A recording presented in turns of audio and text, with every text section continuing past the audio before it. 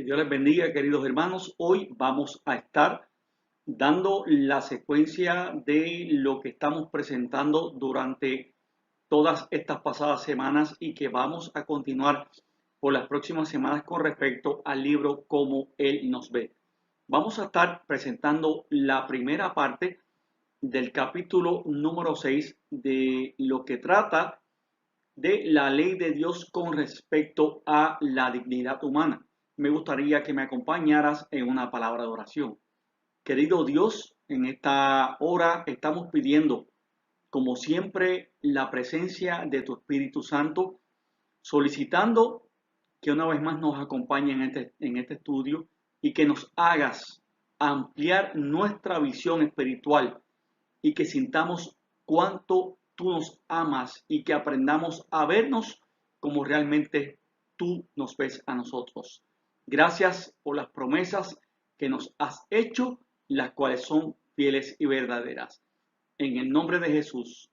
Amén. El versículo que vamos a tomar como base para la primera parte de este estudio está en el libro de los Salmos, capítulo 119, versículo 45, y lo voy a leer en la nueva versión internacional que dice: y andaré en libertad porque busqué tus preceptos.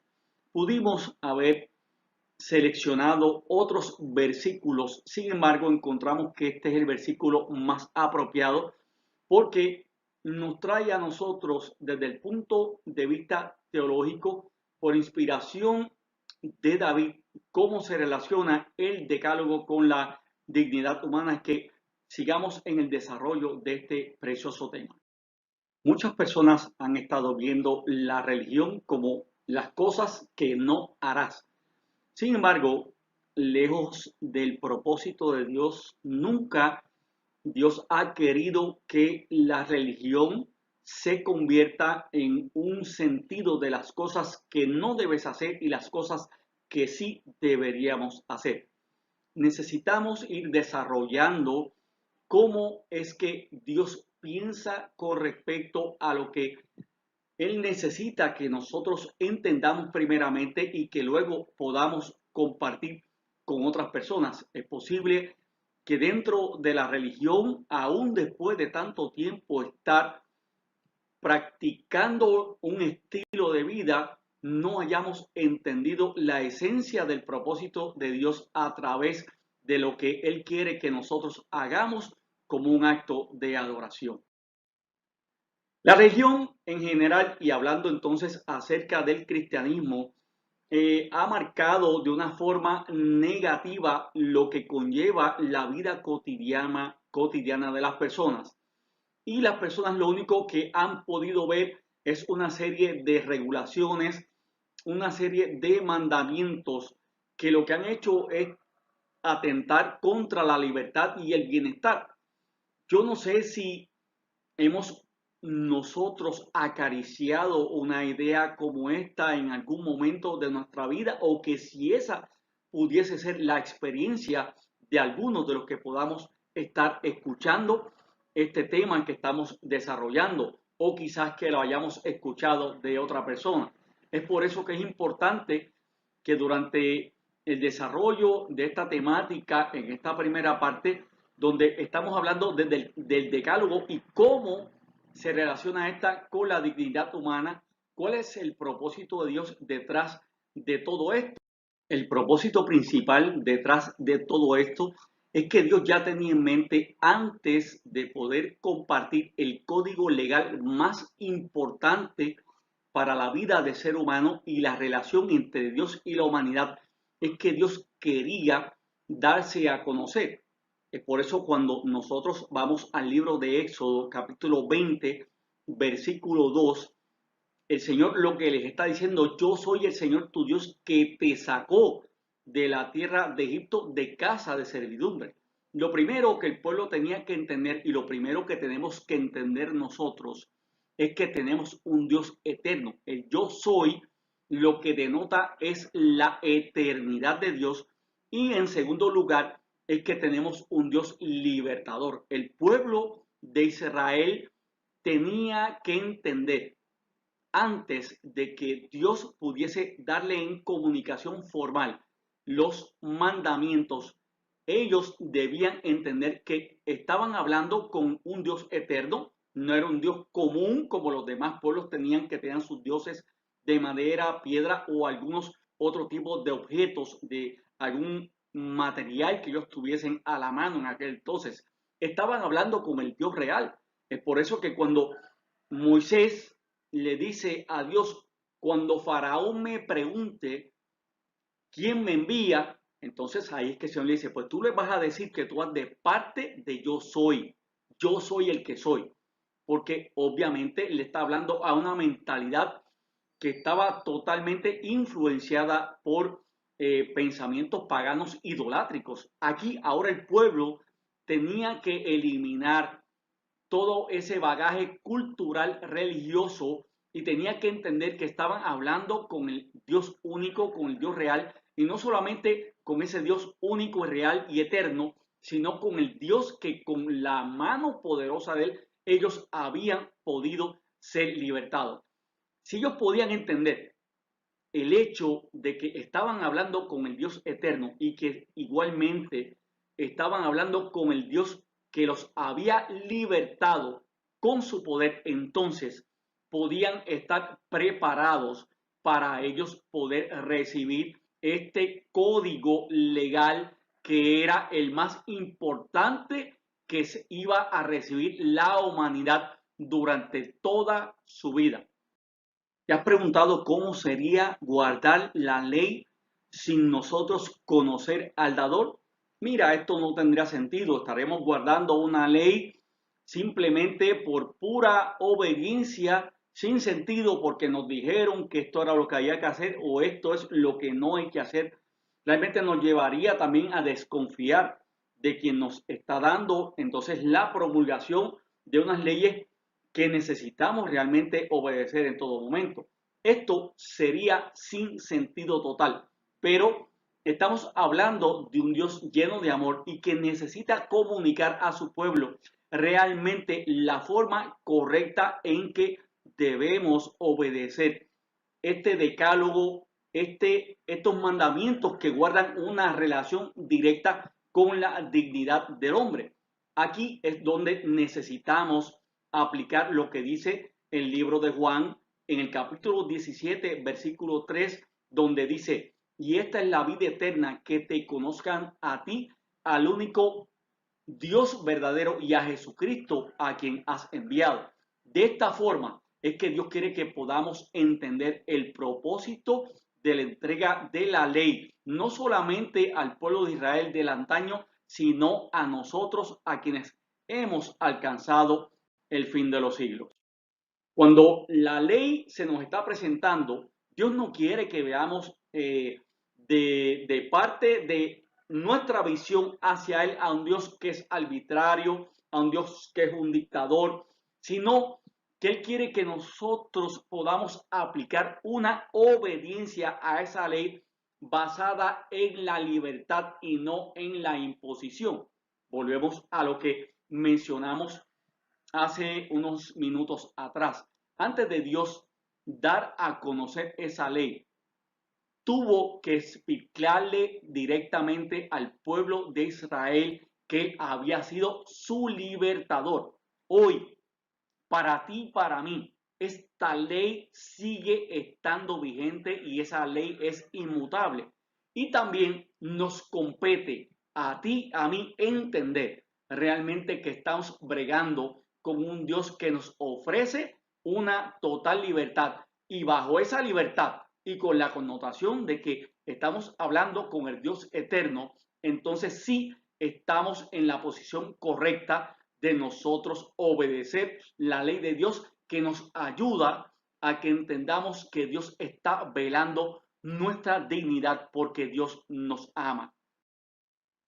Es interesante cómo toda esta promulgación de la ley se hace de una forma tan y tan exquisita. Es por eso que cuando vemos el relato bíblico tenemos que imaginarnos el momento en que el pueblo se está preparando para este evento. Todo se hace como si fuera una celebración nupcial. Hay unos arreglos especiales, hay unos requisitos para que entonces esta ceremonia se pueda llevar a cabo.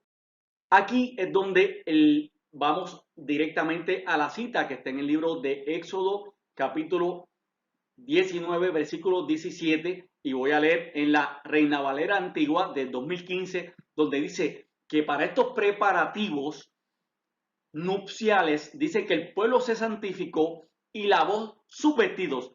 Y llegado el momento, Moisés hizo salir al pueblo del campamento para el encuentro con Dios. Y fíjense que donde se celebran las ceremonias nupciales siempre hay un altar que es el que está entonces utilizándose para esta ceremonia. El monte Sinaí fue el escogido por Dios para que entonces el pueblo estuviese directamente conectado en una ceremonia nupcial simbólica donde había un Dios amoroso que estaba entrando entonces en un pacto, en un acuerdo que debía ser eterno. Él estaba garantizando que la parte de él la iba a cumplir, pero ahora necesitaba que el pueblo entendiese, no de forma colectiva únicamente, sino individual, de que ellos estaban entrando en un pacto. Y termino en este momento diciéndote que lo que Dios unió, que no lo separe el hombre. Necesitamos enfocarnos en que Dios es fiel al pacto y está esperando que nosotros cumplamos con nuestra parte. Hay que tener algo muy claro y es el hecho de que Dios saca a Israel de la esclavitud de Egipto porque lo ama y porque él quiso cumplir la promesa que había hecho. ¿A quién le había hecho esa promesa? Pues mira, sencillamente a seres humanos como tú y yo, a Abraham, a Isaac, a Jacob. Nada tenía por obligación el hecho de que Dios tuviese que cumplir con sus promesas, porque posiblemente hasta los seres humanos de generación en generación la hubiesen olvidado. Pero Dios, por amor, quiso cumplir con el pacto que ya Él tenía en su corazón, y esto nos lleva a nosotros a entender que hay unas dimensiones especiales que no debemos olvidar. Si hay algo que no debemos olvidar, son tres hechos fundamentales. El primero es cuánto Dios nos ama. El segundo, cuán valiosa es la humanidad para Dios. El otro concepto es el hecho de que Dios respeta al ser humano y por ende el ser humano tiene que estar seguro de que en base a todo esto que hemos mencionado anteriormente puede tener la seguridad suprema de que Dios no va a fallar a ninguna de sus promesas, y esto lo dice el Dios que ha actuado en todos los tiempos con amor. Y esto es lo que ha movido la iniciativa de Dios para continuar dando dignidad a la vida del ser humano. Quiero compartir contigo lo que sucedió en el momento en que Israel es liberado de la esclavitud. Qué interesante, porque cuando Israel es liberado de la esclavitud, entonces es que Dios le promulga los mandamientos o los decretos por los cuales él quería que se rigiesen, pero no lo hace a la inversa. No fue a manera de chantaje, diciéndole, bueno, yo te voy a sacar de aquí, pero me tienes que garantizar desde antes que vas a cumplir con todos los requerimientos. No, cuando Dios vio un pueblo que había sido libertado, ese en el corazón de Dios fue el momento perfecto para que ellos estuviesen preparados para guardar los preceptos de Dios basado en una ley de amor que había nacido en el corazón de un Dios que todo lo había hecho por amor. ¿Qué significa para nosotros en este momento en que estamos escuchando este mensaje? Es que el propósito de Dios no ha cambiado. Dios nos ha dado la libertad. Y esa libertad es la que nos prepara para poder obedecer a Dios con corazones rebosantes de alegría y gratitud por todo lo que Él ha hecho por nosotros. Quiera Dios que en esta hora podamos ser llenos de la presencia del Señor y que podamos permitir que Dios esté en nuestras vidas y que esta obediencia que salga de nosotros, que fluya de corazones que están totalmente llenos de amor por ese Dios que nos ha dado la salvación y que ha garantizado para nosotros una vida eterna y una morada en unas mansiones que Él nos tiene preparadas. ¿Cómo entonces podemos ver la ley de Dios? Fíjate que el Señor nos ha dado la libertad primero, como se la dio igualmente al pueblo de Israel. Pero no significa el hecho de que como hemos recibido la libertad primero, esto nos garantiza o nos da entonces a nosotros el derecho, y valga la redundancia, de que podemos hacer lo que nos plazca y que no estamos entonces comprometidos delante de Dios para obedecer esa ley. De hecho, la salvación, esa liberación que ha sido prometida para aquellos y la salvación sigue siendo la base para que haya una obediencia genuina. Dios ha querido que nosotros tengamos una evidencia sostenible de que Él nos ama y que nos está garantizando la salvación. Y eso para nosotros debe ser la bujía, debe ser lo que nos estimule, debe ser lo que nos motive cada día a vivir ante la presencia del Señor de una forma correcta, guardando cada uno de sus mandatos, porque realmente somos ya liberados del poder del pecado sobre nosotros, porque alguien murió por nosotros en la cruz del Calvario y alguien está actualmente intercediendo por nosotros en el santuario celestial. Estas son, hermanos, unas lindas noticias, profundas noticias de cuánto el Señor nos ama y cuánto entonces Dios espera de cada uno de nosotros.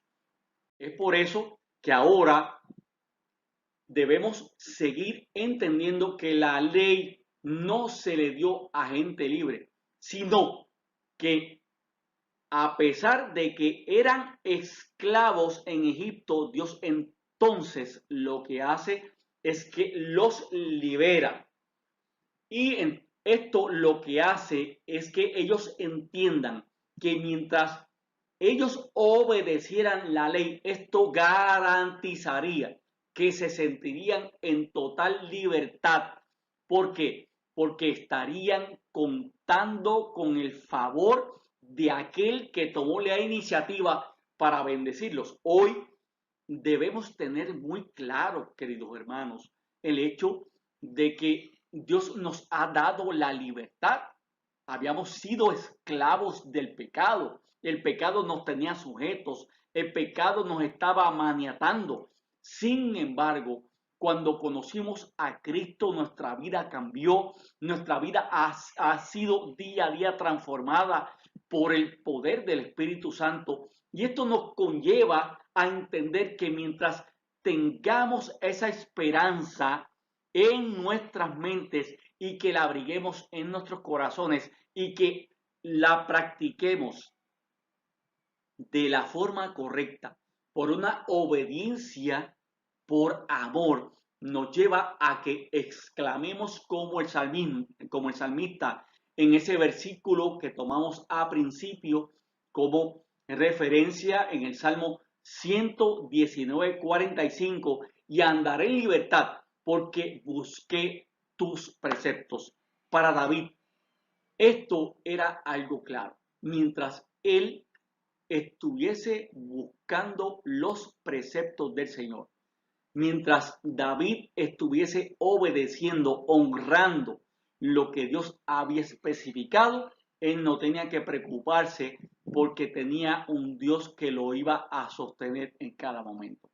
Yo pienso que si hay un correcto momento para que hagamos un alto en nuestra vida y que podamos nuevamente entender que guardando la ley de Dios sobre la base del amor, de la salvación que nos fue otorgada en la cruz del Calvario, entonces esto nos debería motivar y nos debe motivar a continuar adelante, esforzándonos para sentir esa libertad cada día. Y no importa cuánto mal el enemigo quiera traernos a nosotros, nos vamos a sentir libres porque estamos amparados bajo la sombra del Omnipotente. Vamos a estar en el abrigo del Altísimo.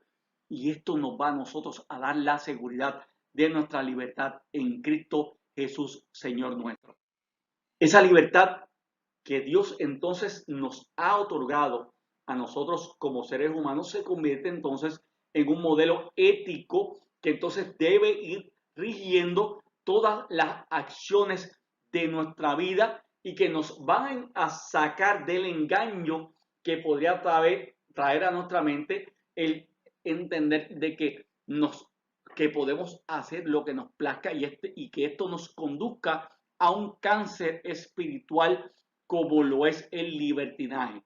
Debemos más que nunca vernos enfrascados dentro de este concepto, dentro de esta obediencia que hemos querido por voluntad propia presentar a nuestro Dios como una ofrenda agradable, donde nace de nuestro corazón y que no solamente esté en algunas acciones, sino que sea lo que entonces se defina en cada área de nuestra vida. Hay una ley que debemos verla como una ley personalizada. ¿Qué quiero decirte con esto? Cuando al pueblo de Israel se le entregó la ley, fue de una forma colectiva. Y esto es correcto. Pero, ¿qué era lo que Dios quería que ellos pudiesen entender? Es aquí donde necesitamos internalizar algo diferente.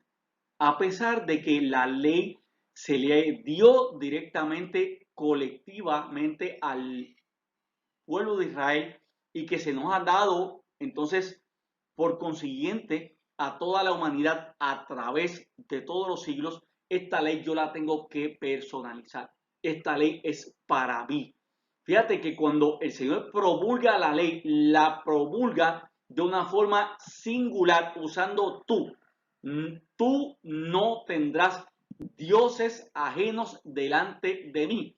A pesar de que estaba colectivamente hablando, pero cada persona tenía que sentir que ese mensaje era para él mismo. Es lo que debe suceder para nosotros. Debemos personalizar lo que Dios nos comparte de su palabra. Debemos personalizar los mandatos. Debemos personalizar también las promesas que Dios nos ha hecho. Debemos personalizar el mensaje porque de esta manera es que Dios requiere el que nosotros podamos darle la importancia a todo lo que Él quiere compartir con nosotros de una forma muy, pero que muy especial.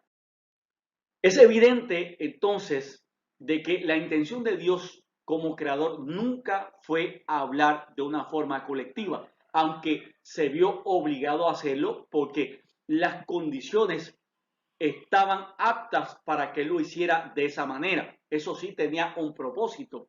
Él se quería dirigir entonces utilizando la fraseología de una manera singular para que cada uno de los que estuviese recibiendo el mensaje, aunque estuvieran acompañados unos de otros, pero que cada cual entendiese que se le estaba hablando directamente. Hoy Dios nos está hablando directamente a nosotros. Te está hablando a ti. Yo siento que me está hablando a mí directamente y que yo como un ente único, individual, necesito responder directamente a un Dios que está llamando mi atención hacia algo que yo debo hacer porque Él me ama, porque respeta mi dignidad y porque puedo confiar en Él porque Él nunca me ha fallado. Esta es la consigna que yo debo tener en cada momento de entender que Dios lo único que ha hecho al transmitir toda su ley es que nosotros, tú y yo, igualmente de forma individual, podamos entender de que Él tiene un propósito especial para cada uno de nosotros. Ahora vamos a ampliar un poco más el concepto de lo que hemos estado presentando. Yo no puedo ahora pensar de que porque Dios me escogió a mí para darme a conocer una ley única, una ley llena de amor, una ley basada en la salvación y el amor. Esto me conlleva a que yo me llene de orgullo y que me convierta entonces como el pavo real que se contonea como si él fuese el ave más espectacular que existe. No, Dios no está buscando eso. Dios no está buscando que tú y yo nos sintamos como que somos los escogidos de Dios y que los otros entonces son los delincuentes, son las personas que no son aptas para recibir todas estas bendiciones. De hecho, quiero decirte que el propósito de la ley es lo que hace primeramente es que nos unamos con nuestro Dios y en segundo lugar, el propósito de la ley es que nosotros podamos unirnos en ese lazo de amor en el cual inicialmente hemos sido unidos con Cristo y que ese lazo entonces nos una con nuestro prójimo, pero que ese amor por nuestro prójimo no sea algo que se pueda deshacer, sino que cada día se fortalezca porque el amor de Cristo está constriyendo nuestros corazones.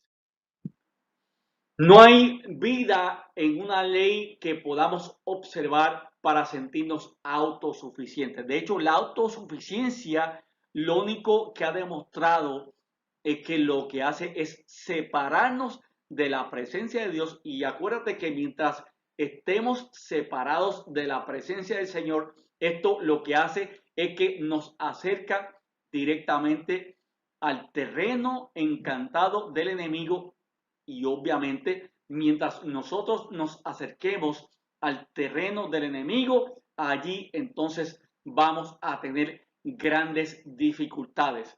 Lo que necesitamos entender que esta ley que nosotros hemos recibido, que esta vida que estamos viviendo, nos lleva a promulgar algo que profundamente debe estar desarrollado en nuestros intelectos y es que el propósito de la ley es que nos lleve directamente hacia Dios. La ley debe ser un ayo, la ley debe ser un guardián, la ley debe ser un ayudador que me diga, yo necesito estar conectado, necesito estar conectada a mi creador y que de esta manera entonces podamos estar conectados a nuestros semejantes y que entendamos que la ley no se centra en nosotros, sino se centra en todos los demás. Acuérdate, Dios ha sido claro en todos los tiempos. Si hay algo que nos ha dicho día tras día a través de su palabra, es que amarás al Señor con todo tu corazón, con todas tus fuerzas, pero también te dice, pero también amarás a tu prójimo como a ti mismo. Estos son los dos mandamientos que rigen toda la ley. El amor a nuestro Dios, primeramente, pero también incluye el amor hacia nuestro prójimo que comprende todos los seres humanos. Dios nos habla directamente a cada uno para que nosotros podamos relacionarnos con Él y con los que comparten a diariamente nuestros entornos, donde quiera que estemos, en nuestros trabajos, en la universidad, donde quiera que estemos, nuestros vecinos, con nuestros hermanos de la iglesia. Fíjate que la ley comienza, yo soy Jehová, pero también mira cómo finaliza.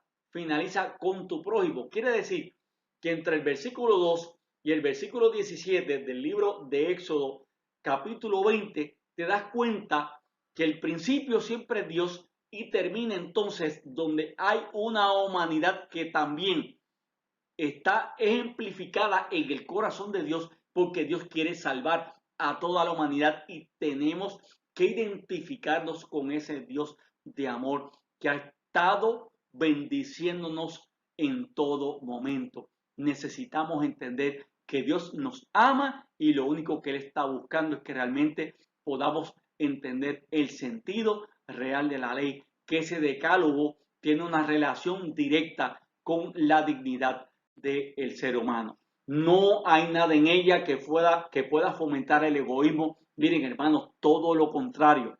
Realmente la ley fue dada para erradicar de nosotros todas esas connotaciones negativas de lo que es la jactancia, de lo que es la egolatría, de que se puedan desarrollar en nosotros los frutos de la carne. Dios quiere que en nosotros se pueda desarrollar el fruto del Espíritu Santo, y el fruto del Espíritu Santo, junto con todo lo demás que ofrece el libro de Gálatas capítulo 5, es que tengamos en nosotros ese fruto, que es la base de todo el reino de Dios, que es el amor. Que Dios pueda en esta hora sostenernos en cada momento. Y que en esta primera parte de este capítulo 6 podamos tener un sentido claro de por qué Dios quiere que nosotros le obedezcamos. No es con el fin de que tengamos libertad de pensamiento para hacer lo que nos plazca porque nos ama. No, es para que nosotros entendamos que ya Él nos ha dado la libertad del pecado y que eso nos compromete para continuar adelante y que cada ámbito de lo que rige nuestra vida podamos mostrarlo como un sacrificio vivo, santo y agradable a Dios, porque este es el culto racional. Que Dios te bendiga en esta hora y siempre, y que juntos podamos seguir adelante, porque el amor de Dios es quien constriñe nuestros corazones. Oramos. Padre nuestro, gracias por esta oportunidad que hemos tenido de ver cómo tú piensas con respecto al propósito por el cual nos has comunicado el hecho de que quisiste compartir la ley.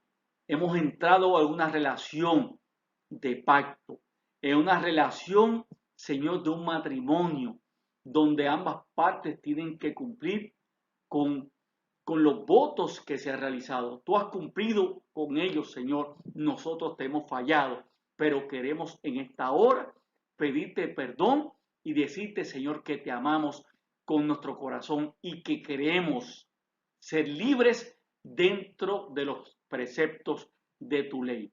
Queremos verte pronto. Ayúdanos, Señor, a vivir en armonía, conforme a lo que tú has establecido para nuestro bien propio y para nuestros semejantes. En el nombre de Jesús. Amén. Que Dios nos pueda continuar bendiciendo ahora y siempre.